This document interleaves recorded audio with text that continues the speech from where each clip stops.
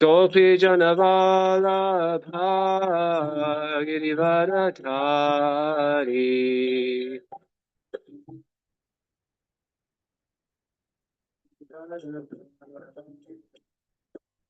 Yashoda Nandana Vraja Janaranjana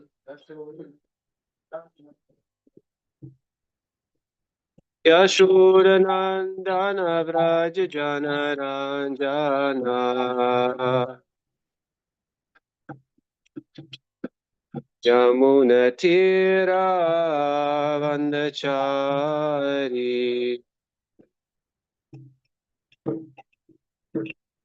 Yamuna Tira Vandachari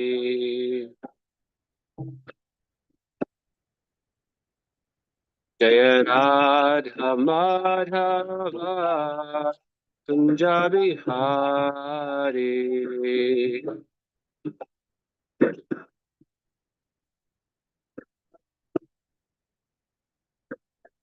Gopi Jana Vallabha Girivaradhari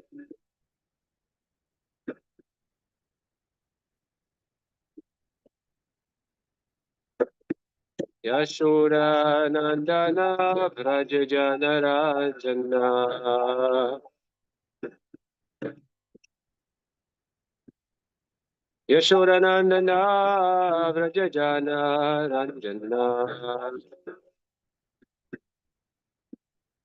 Yamuna Tira Vanachari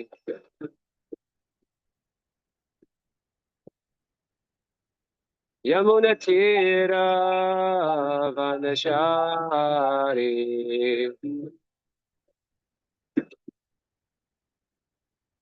Hare Krishna, Hare Krishna, Krishna Krishna, Hare Hare, Hare Rama, Hare Rama, Rama Rama, Hare Hare.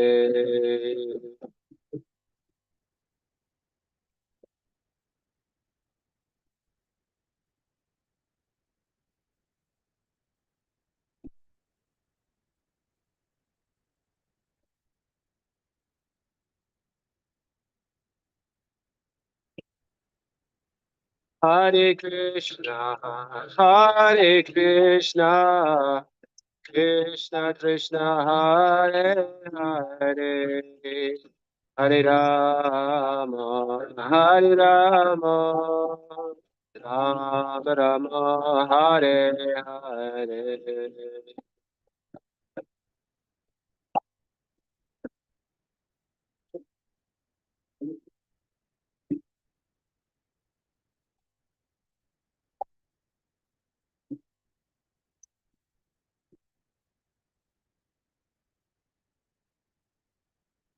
Jaya Radha Madhava Radha Madhava Shri Radhe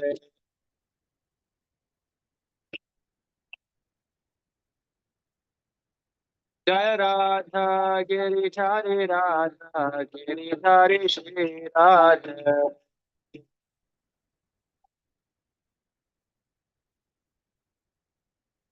Prabhupada, Prabhupada, Prabhupada, Jai Jaya Prabhupada.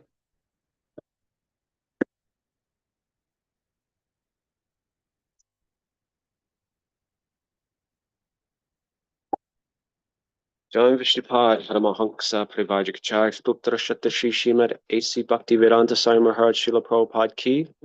John Vishnupad, Paramahansa, Privajikachar, Stuttra Shatashi Shrimad Bhakti Siddhanta Sarasvati Goswami Maharaj Prabhupada Ki. Grantaraj Shrimad Bhagavatam Ki.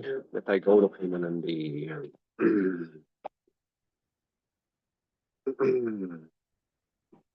So we'll start by reading from the Srila Prabhupada Lilamrita. The chapter, I believe, is beginning the temple of Krishna Balaram.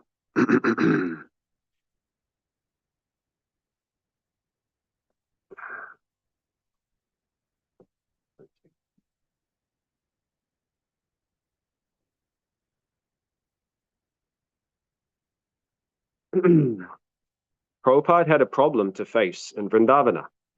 Guru Das had informed him that Mr. S wanted to take back 50 feet of the donated land, claiming the construction was not going quickly enough and that he had never intended to give the front portion. He was thinking of using it for shops, maybe even a petrol pump. Prabhupada was alarmed for Mr. S to take back the front part of the property, would ruin the temple scheme and make farce of the gift. What good was land without proper access to it? On further inquiry, Prabhupada learned that Guru Das had not yet received the actual deed. Prabhupada was greatly disturbed, yet he proceeded calmly and intently. Guru Das, he said, should immediately secure the deed from the registrar and construct a high brick wall around the property. Prabhupada's secretary wired Mr. S, who was away from Vrindavana. Hare Krishna. Prabhupada now in Vrindavan until the 13th. Now settle up front piece as promised. Mr. S wired his reply. Front part of land will be used for other purposes as decided earlier. Letter follows. Suddenly it seemed that Prabhupada had another Bombay case on his hands. Mr. S's action, however, confirmed Prabhupada's urgency in completing the construction. Had the land been already walled and the temple built, there would have been no question of Mr. S's taking the land back. Prabhupada's followers could now see clearly his reasons for pushing them. He had been vigilant, even heavy and critical, but for good reasons. Maya's opposition to Krishna consciousness was always present, so that if the devotees let up for even a moment, they could suffer great losses. The question, why hurry? Why be so anxious to build a temple right away? Should never have been asked. It was the question of the naive, the lazy. As long as the Krishna consciousness movement had no temple in Vrindavana, the threat would exist that there might never be a temple. Prabhupada wrote to a friend in Calcutta, "The statement of Mr. K has given me much concern. He said personally to me that under dictation of Srimati Radharani, he has given the land to us in charity.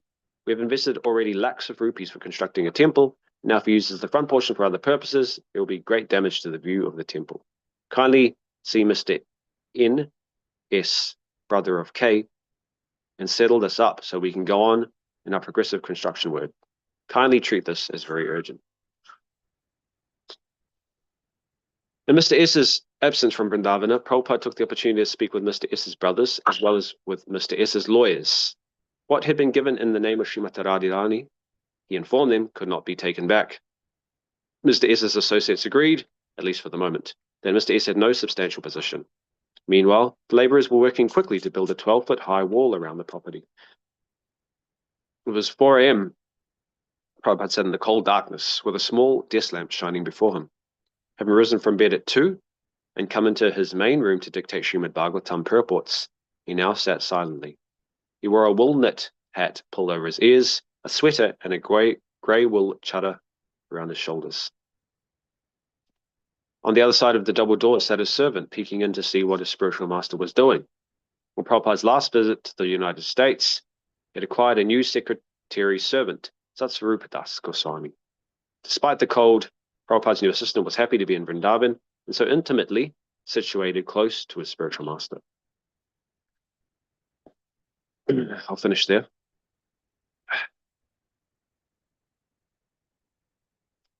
Om Namo Bhagavate Vasudevaya. Om Namo Bhagavate Vasudevaya. Om Namo Bhagavate Vasudevaya. Today we're reading from the Srimad Bhagavatam. 6th Canto, Chapter 1. The history of the life of Ajamil. Text 20.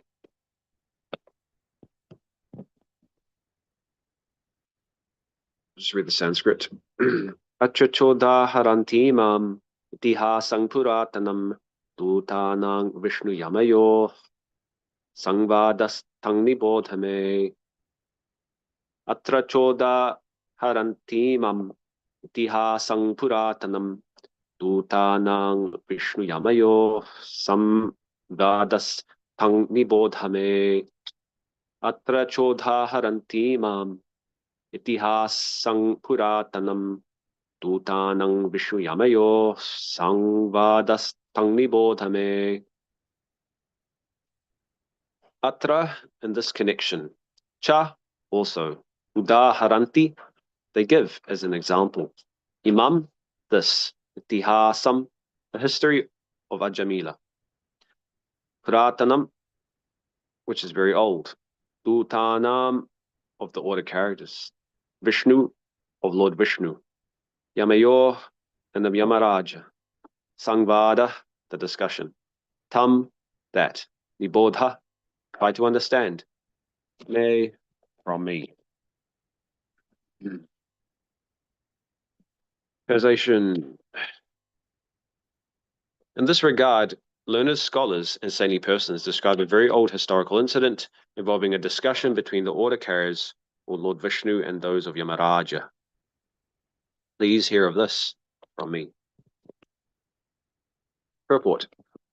Puranas, or old histories, are sometimes neglected by unintelligent men who consider their descriptions mythological. Actually, the descriptions of the Puranas, or the old histories of the universe, are factual, although not chronological.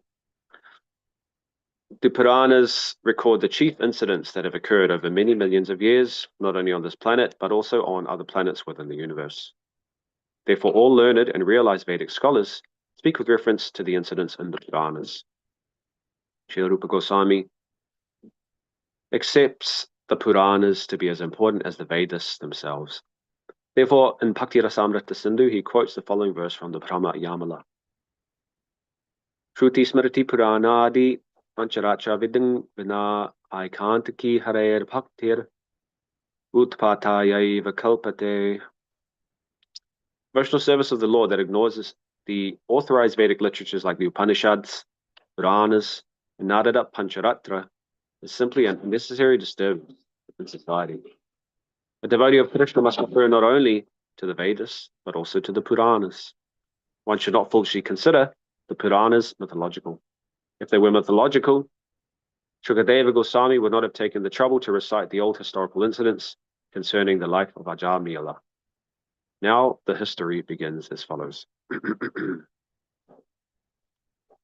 Ong Gyanatimidandasya Gyananjana Shalakaya Chakshura Militang Yena Tasmai Shri Gurave Namaha.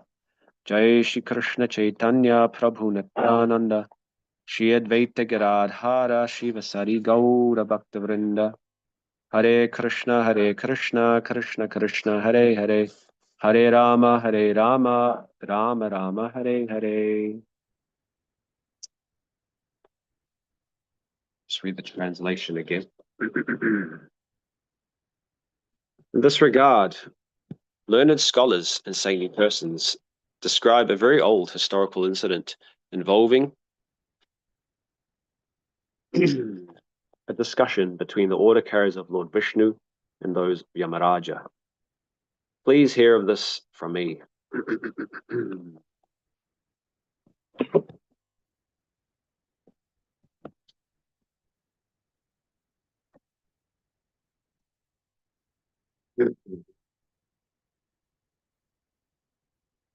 If we were to try to understand the absolute truth through the Vedas, it'd be quite difficult because, as some of us might have already heard, the Vedas can be very difficult to understand and highly philosophical as well. Therefore, one subsection of the Vedas consists of the Puranas. And the Puranas, they communicate the same truths as the Vedas, but through narratives and examples. Because naturally, human beings, they can't just, or they find it very difficult at least, to just absorb information, facts. They need to understand things through stories. And in fact, many say that storytelling is one of the most essential skills if you want to communicate any sort of information. It's the most convincing way to make a point. Because the Puranas are written in story form, therefore, most modern scholars, they dismiss the Puranas as mythology. And not just modern Western scholars, but even some who subscribe to Hinduism in the past. Prabhupada refers to these people as being less intelligent.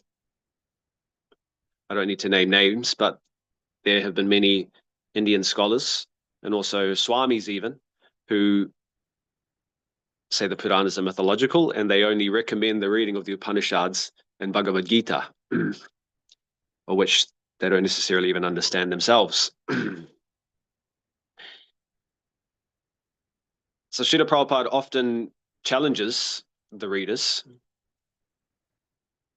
He challenges us by asking us the question, either directly or indirectly, are our senses capable of perceiving the whole scope of reality? Even the stuff that we can see, quote unquote, even the stuff that has been recorded as historical events in the West, can we really verify whether it's true or not? Often it's said that history is written by the winners. We have many writings, historical writings about the Māori people, for example, in New Zealand. They were known to be just primitive tribes people who worshipped nature. I myself, by birth, am a little bit Māori.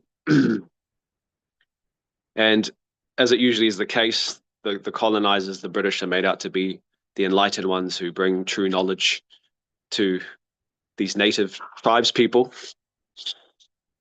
But being half European and half Māori, I can actually see that when it comes to actual culture, Māori people are far more so cultured than their Western friends.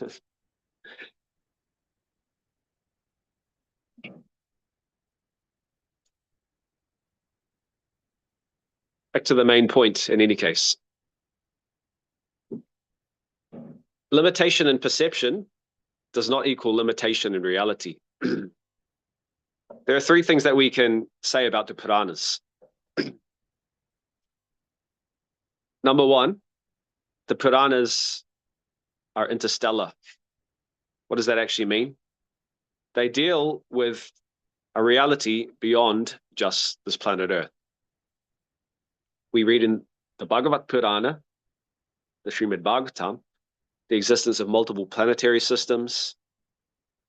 We hear about the cosmic time scale which the universe is subject to. And we read many histories, not just from this one planet, but from planets across the universe. Not just the Bhagavatam, but the Puranas in general, they expand a person's scope of understanding of reality of the universe beyond just what goes on planet Earth. People may say, well, because I haven't seen life on other planets, it mustn't exist. But this in of itself is not enough to prove the point. It's also said absence of evidence is not evidence of absence. You can also apply that same argument to God as well. Some say because I can't see God, because I can't empirically verify him, then he mustn't exist. Again, absence of evidence is not evidence of absence. Just because you can't prove something exists, you can't empirically verify it, it doesn't mean that it doesn't exist. The reality is, human beings, we often get very caught up in our small sphere of activities. We often just become very tunnel vision, honed in on our day-to-day activities, and tend not to think so much about what is beyond our work life, what's beyond our family life. we get caught up in our one little household or ashram situation, which exists within a little suburb somewhere in New Zealand, which exists in a small city, which exists in the small island known as New Zealand, which is just a very, very small country on Earth. And Earth itself is just a very small planet, small rock, as some may say, just floating through the cosmos.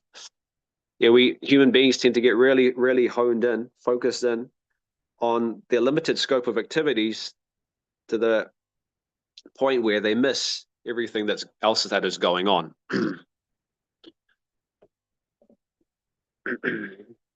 Often, if you're conducting yourself in service or work, if you get too much in the mode of passion, too much focus on your result, without seeing what's going on around you, the people around you, often you can end up stepping on so many toes without even knowing it. And you usually find out later. Human beings they have a tendency to make their scope of reality very limited. That's the point. And I was reading Searching for Vedic India, the book written by my spiritual master. Even though we may immediately deny the existence of extraterrestrial beings, life on other planets, there are many sources of evidence which bring this point into question. One of the simplest ways to understand that there could be life on other planets is through the example of extremophiles. Extremophiles are living entities who happen to have bodies which allow them to thrive in temperatures which are on the extreme ends of the spectrum.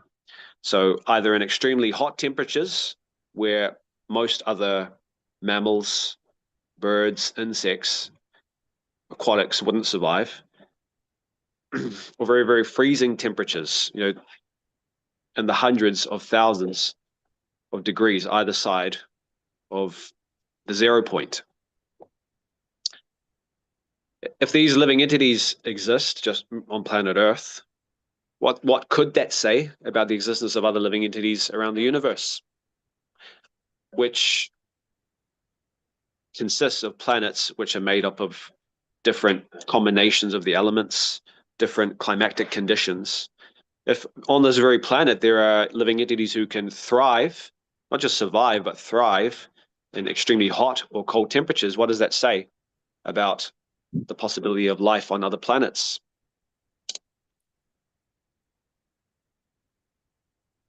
Again, the Puranas, they deal with a much larger scope than what human beings currently today are willing to look at, or to speak of even perceive. It's interstellar. So the second thing that the Puranas present generally are inconceivable events, things that are inconceivable to us according to our current sense perception. You hear about living entities with mystic powers. You hear about living entities, human beings meditating underwater for many, many hundreds of thousands of years. You hear about the devas and the feats that they perform. You hear about subtle bodies. You hear about the universal form. You hear about Krishna's pastimes in Goloka Vrindavan. A lot of these things, from our current perspective, are achintya. They're inconceivable. They're beyond mundane comprehension. But one can say that just because something's inconceivable, it doesn't mean that it's impossible. As I've mentioned in the last class, I believe, consciousness, or our level of consciousness, it affects our perception. The process of bhakti, therefore, is for purifying our consciousness and expanding our sense perception beyond just the gross material situation.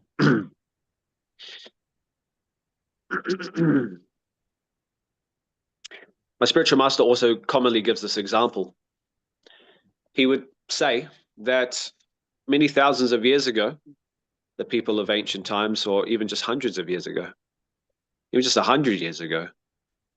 People of those times, if they were to hear of technology like smartphones, by which you can speak to someone on the other side of the world, connect with them almost immediately, where you can watch moving pictures, videos, we can do all your work, smartphones by which young people waste 6 hours a day on of their life, not engaging in any other productive activity.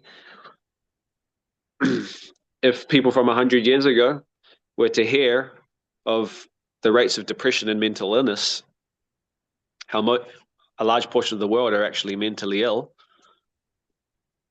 they'd think that that's impossible or inconceivable. They wouldn't be able to understand it because it's just simply not within their frame of reference. It's not within their version of reality.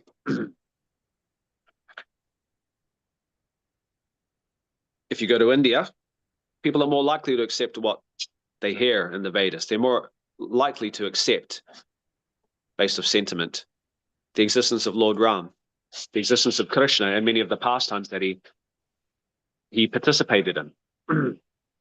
But in the West, because it's just not something we're brought up with, it's a lot harder to believe, in one sense. But again, just because something is inconceivable, it doesn't mean that it's impossible. Someone who's humble will at least admit, actually, maybe I just don't understand at this point. And if they're humble, they might also say, well, I can at least be open to the possibility that this sort of stuff could be true. And then through the process of purification, expand their consciousness, their awareness to be able to accommodate this sort of thing.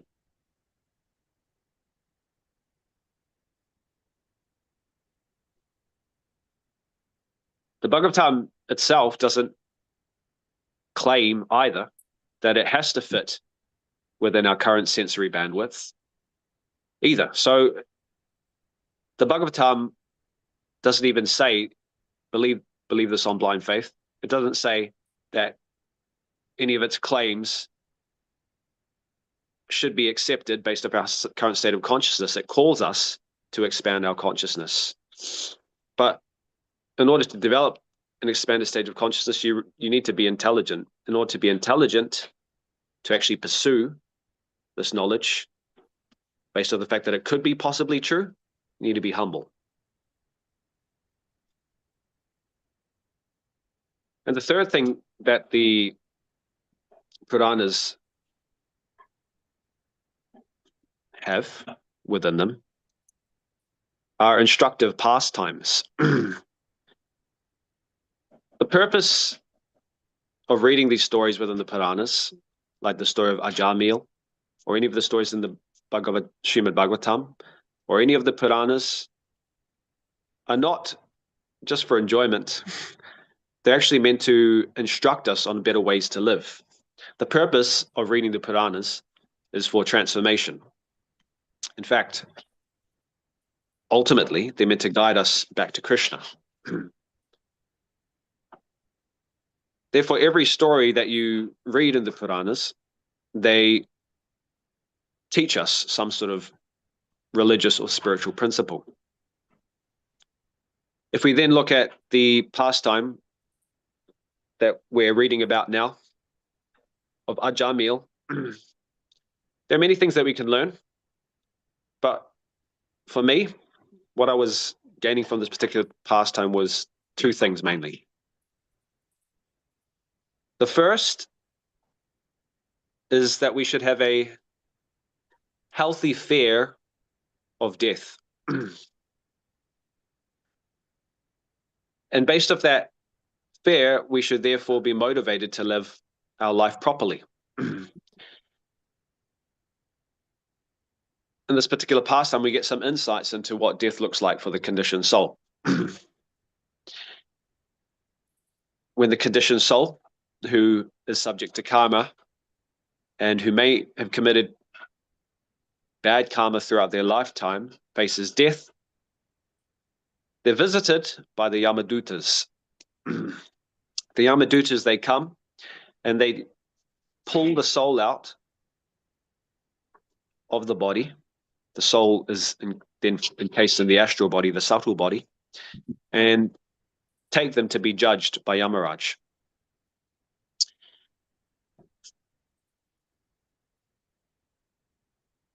Death is not something that we can escape. Death is bound for everybody. In the Ramayana, in the prologue specifically, the Ramayana written by Krishna Dharma, it talks about Ravana's exploits throughout the material world. As we know, Ravana, he had gained a boon from Brahma to be practically invincible. So, as with anyone with power, he wanted to challenge other powerful beings in order to test his strength. As he was traveling throughout the universe, he heard about the existence of the most powerful demigod, Yamaraj. He decided to go test his strength against Yamaraj. So on his flying chariot, which he gained through defeating Kuvera, it was Kuvera's chariot actually, he went down to where Yamaraj lived, and he entered into the hellish planets. And as he was looking around at the scene, he could see people being punished. You see the Yamadutas throwing people off cliffs. He could see the Yamadutas pouring molten metal into the mouths of those who were previously addicted to alcohol intoxication. You can see people being tortured in so many various ways. And eventually, he thought to himself, well, I don't know where this Yamaraj person is. Maybe if I cause some havoc here in his abode, he'll come out to fight me. So what he ended up doing is that he started to kill the Yamadutas and free some of the people who were suffering from the Yamadutas. Some of the living entities, they took the opportunity to run away, to gap it. In the course of causing all of this havoc, the Yamadutas gathered, and they formed a big army by which they all attacked Ravana simultaneously. And at first, it seemed like he was overwhelmed. You know, they fired unlimited numbers of arrows at him. They said the arrows were so many that they covered him. He couldn't be seen. But eventually, because he was extremely powerful, he overcame their attack and then started annihilating them. It was at this point that Yamaraj found out, and he went to the side of the battle, assisted by death personified and time personified. As Yamaraj approached the scene, he saw what was going on, and death offered to fight on Yamaraj's behalf. And when he offered, death said, he said to Yamaraj, I can easily defeat this demon Ravana, for no one within the three worlds, whether they be extremely powerful or extremely weak, has ever escaped my grip.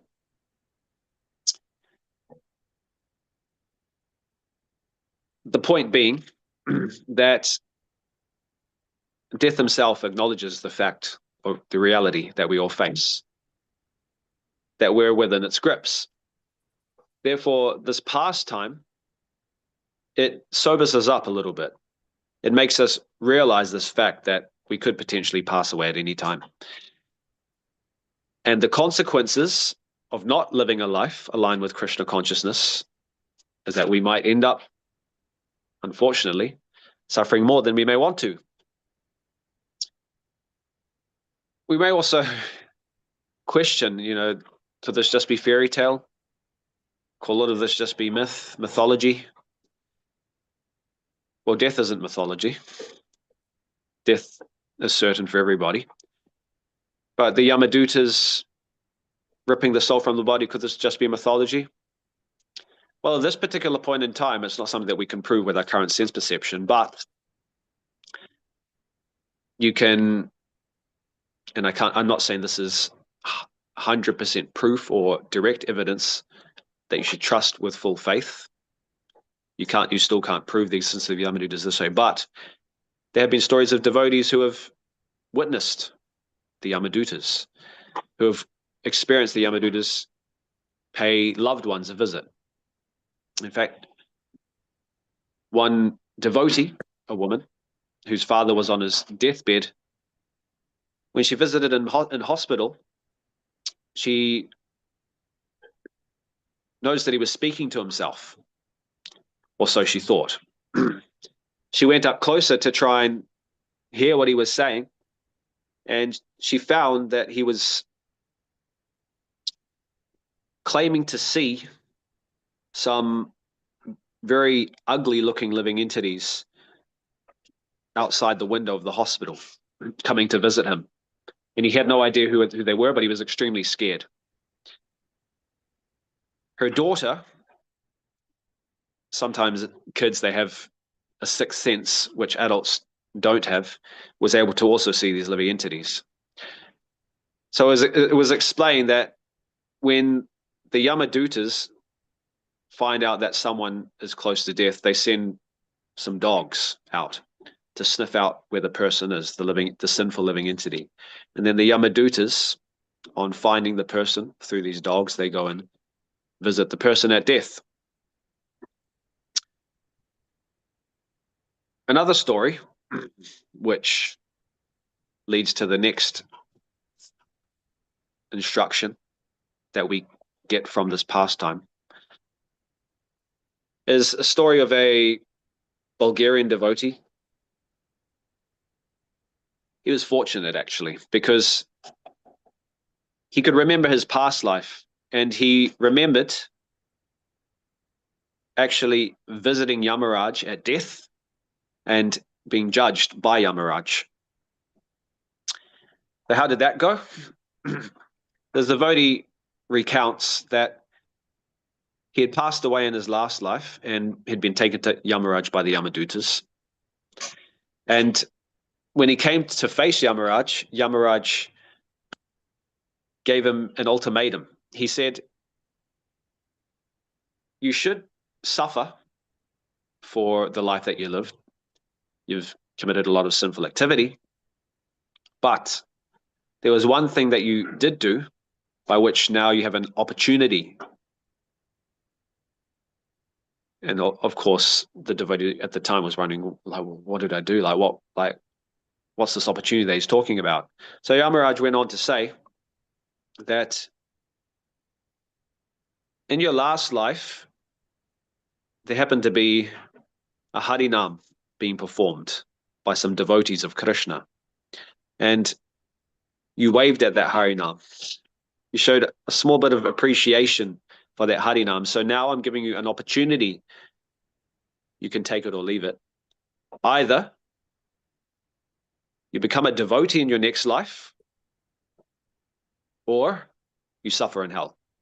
Which one do you want? So the person, obviously, he chose to become a devotee. And then in his next life, when he was of age, then he went to the devotees and began his Krishna consciousness. So this particular event, what that showed me, at least, is the power or the depths of Lord Chaitanya's mercy. This person wasn't even said to have chanted, but he merely waved at a chanting party, a Harinam party, and he got the opportunity to become a devotee in his next life. I think someone's microphone's on. So he became a devotee in his next life.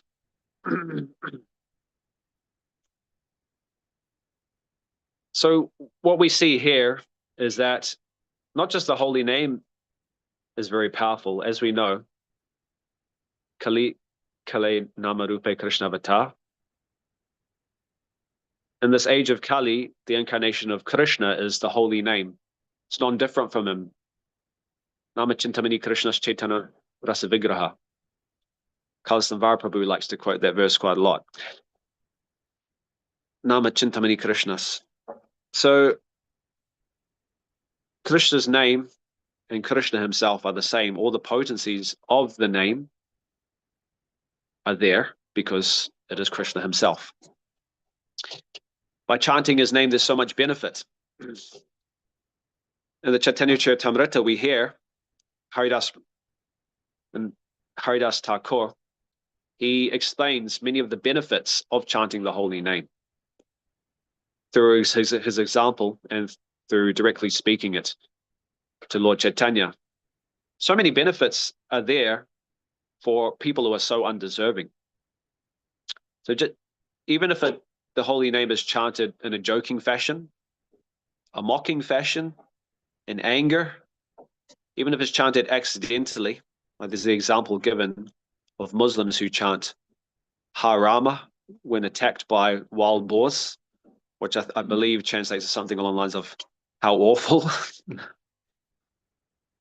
All of these different types of people who chant the holy name in those situations, they all get benefit, untold benefit. In the Ajamil pastime, we hear that because he chanted the name of Narayan so many times, because he named his son Narayan, he chant the name when calling his son. He's freed from millions of sinful reactions. We hear as well that even if the holy name is split into separate syllables and placed, within different words, if someone chants a word, for example, what's something that has Ra in it? Ram, I guess that's almost the same as Ram. But just imagine you have the syllable Ra in one word, and then in a complete different word, you have the syllable Ma. Yeah, that's what I was thinking about. A person gets spiritual benefit from chanting the holy name, even though it's broken into two parts. As one of the Prabhus here was saying, we have the town Rama Rama close by. I was thinking, I wonder if all these people who are born there were like fallen Ram Bhaktas or something, because if anyone ever asks their name, or sorry, not their name, where they're from, they'll be in order to answer that question, they chant Lord Ram's name, Rama Rama, I'm from Rama Rama. So how fortunate these people are in the middle of like New Zealand, of all places. People are chanting Lord Ram's names and getting benefit. As well as that, Lord Chaitanya's mercy is so vast, we can't really conceive or understand about it. There's even a video game which was made 20, maybe more years ago, called Grand Theft Auto. And for those of you who don't know about it, it's just like a game where you as the character run around and you're like a mafia member. You do bad stuff. You can hijack cars, you can drive them around and all sorts of stuff. They also happen to have the Hare Krishnas as some of the characters that are in this game. It's like an open world game. For those of you who know what that is, it's where you can just wander around like a whole city and you do different missions and stuff like this. So you can, although this is an ideal, but in the game, if you happen to run over the Hare Krishnas, they're usually in like performing Harinam in the game, then the word Gauranga appears in like massive animated letters on the screen. So even while playing the game Grand Theft Auto, and having no intention of having anything to do with Krishna consciousness, people are reading the name Gauranga, maybe even chanting it. And of course, Mataji yesterday mentioned the story of how Jagai and Madai were saved by Lord Nityananda and Lord Chaitanya, and how he took on all their sinful reactions to the point where his body turned black. Such are the lengths of Lord Chaitanya's mercy, such is the extent of Lord Chaitanya's mercy. And that even those who have no intention, nor do they deserve any mercy at all, they still can be affected by the chanting of the holy name and get so much benefit, untold benefit from that. Even without even chanting, even just walking past, interacting with a Harinam party, there's so much benefit, as I explained, to be had. Ultimately, Krishna's independent as well. We don't know how he will bless the people of this age. Therefore, it's said in the Srimad Bhagavatam, although this Kali Yuga is an ocean of faults, Kaliya Dosha Nidhe Rajan, there's still one good thing about this particular age. And we're blessed to have this access to this feature by Lord Chaitanya and also Srila Prabhupada. Kirtanad eva Krishnasya mukta sangha parang brajait. Although Kali Yuga is an ocean of faults, there is still one good feature to this age, and that is the presence of the Hare Krishna mantra, the presence of the holy name. And we're very fortunate as devotees, and we're very fortunate just to be born in this age to have access to the holy name, which is already gradually spreading from village to village. If not through Harinam Sankirtan parties, then through book distribution as well. Lord Chaitanya's mercy, the extent of his mercy, we can't conceive. But we know that he came to extend his mercy to the most fallen. And it's certainly the case in this age that the people are very fallen, speaking for myself. So in conclusion, we're very grateful to have the opportunity to be given this mercy, to be able to practice Krishna consciousness and attempt to chant the holy name on a daily basis through kirtan and through japa.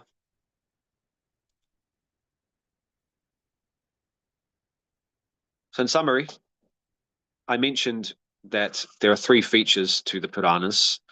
One, they have interstellar. The scope is beyond just this planet Earth. Two, inconceivable. They speak of inconceivable pastimes, but as I said, inconceivable doesn't necessarily mean impossible. In fact, it humbles our conditioned perception. The third thing is that their pastimes, and specifically this pastime of Ajamil, they're instructive. They teach us many lessons, both about the miseries of matter and the glories of spirit. And in doing so, they guide the soul back to Krishna. And we can see even through the pages of the Srimad Bhagavatam how Lord Chaitanya's mercy is manifesting in our lives in a very profound and deep way. I'll finish there, and maybe someone has some comments or corrections.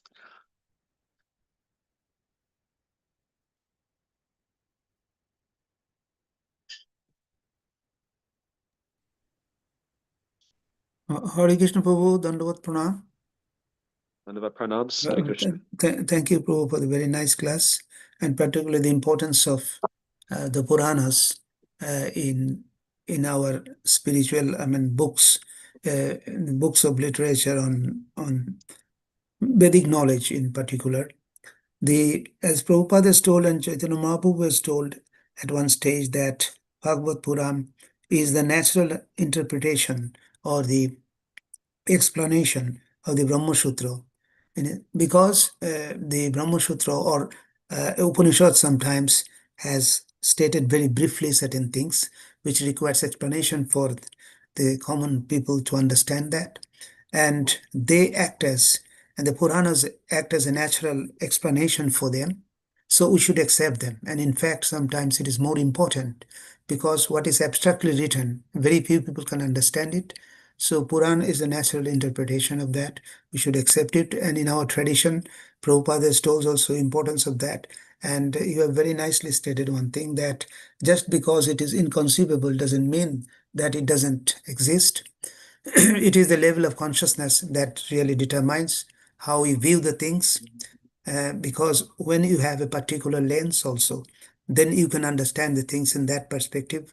But materialistic people often go by but more depend on the senses, which are often defective, and as a result, the conclusions based on the just on the senses is incomplete, and it is not often reliable, and changes. And as we see, even the scientific discoveries also are changing at every point of time. And what they have told is a very confirmed thing. After some point of time, it is found out that it is not, it is defective and is rejected. So we should rely on the books, which has recognized both the matter and the spirit, and the soul, and also the person who is the controller of both. When you understand that, uh, that that Krishna is the controller of both. He is the controller of the material energy and the controller of the spiritual energy. Then our knowledge is perfect. And when we know from the spiritual masters and other devotees who are realized and experienced on that knowledge, our knowledge also becomes perfect. So we should always relies on them, and instead of what is being told by the current, I mean, so-called intellectual people in the material world. So we should rather rely on our spiritual masters and the devotees for knowing the for knowing the for knowledge about Krishna, and from him everything has come. So see, because the source is correct, and the process of transmission, as Prabhupada has told, the crystal, the clear, the perfection, who has the perfect knowledge, through whom we have understood, their knowledge is perfect. So since it has come from the Krishna, which is the perfect source, and which has come through our spiritual masters who have a very clear idea of the things, so when we learn from them, our knowledge also becomes perfect. And in this way, we can make our life perfect, and but not relying on the outside. But at the same time, we should not reject them. We can think, we should always consider what is relevant, and as a combination of both, we can progress. And in this way, our spiritual life can be proper. Our spiritual knowledge is also proper. And when we know about our position and the Lord, we know what is our duty and make our life perfect by adapting the right course of action. Hare Krishna. Thank you for your elaboration, Krishna.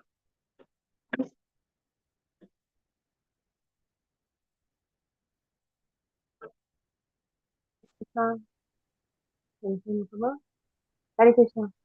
Hare Krishna. Hard to hear. Yeah.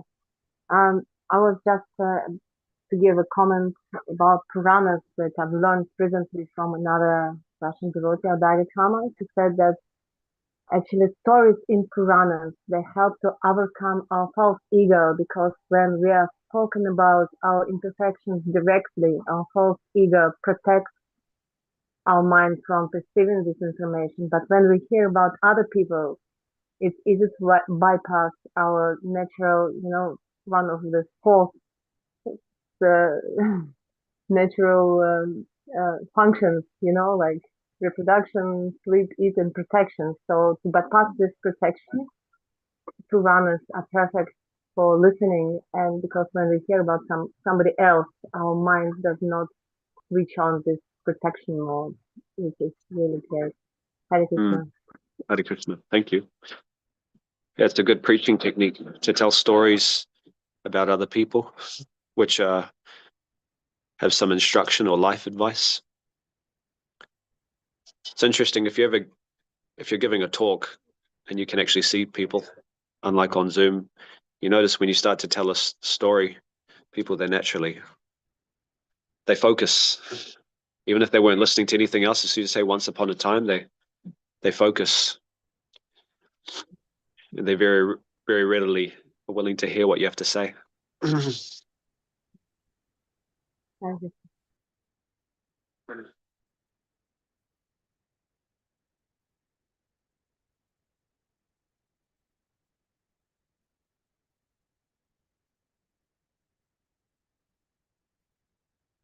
Anything else or? Hare Krishna, Prabhu, it appears there's no other person to make any comments, so the class may be concluded. Thank you once again for your very nice class. Explain so nice things so nicely on the purport of this verse. So thank you once again. Vancha kalpatarubhasya kripa sindhubheva patitanam pavanebhyo vaishnavebhyo namo Ananta Koti Vaishnava Bindu ki jai. Jai Srila His Prabhupada Grace ki jai. Manobiram Prabhu ki jai. Srila Jai. Prabhupada ki Jai. jai. Gaur Premanande Hari Hari. Hare Krishna. Thank All you. glorious to assembled devotees. Hare Krishna. Hare Krishna.